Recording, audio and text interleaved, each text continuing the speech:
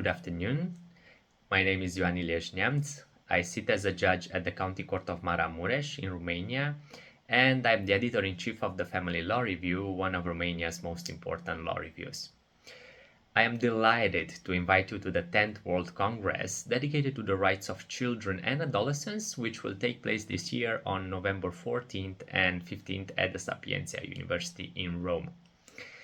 The Congress, which is one of the most important international events on the well-being of children, has assumed as a main objective this year to underline and promote the idea that children are subjects of law. Although this idea strongly emerges from the provisions of the United Nations Convention on the Rights of the Child, which, as we all know, is the most widely ratified international human rights treaty, it is by no means sufficiently rooted into the legal systems and legal practices of most countries. Among the rights provided by the UN Convention, one stands especially apart when the idea that a child is a subject of law is brought into discussion, and that is the child's right to be heard. Now, bear in mind, to be heard and not just listened.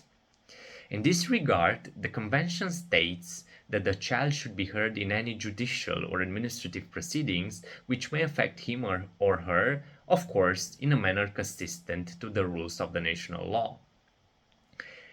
If the right itself is undisputed, its content and legal manifestations are still at some points to be unveiled.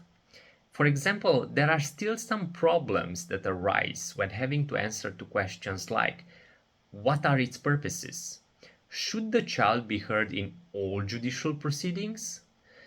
Is the hearing confidential to the parties, especially when the parties are the child's parents? And if not, is the child sufficiently protected against any negative consequences that may follow in his or her relation to the parties? Or what is the legal nature of the child's statements, and what role do they play in judicial decision making? I will try to address some of these issues at the Congress from the perspective of the Romanian legal framework, though I'm sure that most of the problems and solutions are highly similar in many other countries.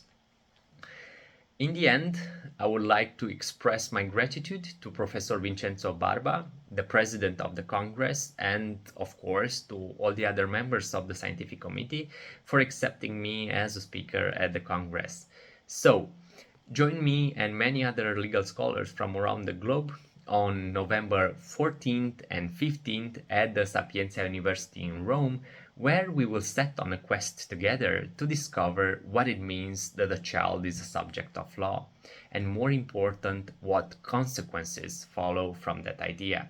See you soon.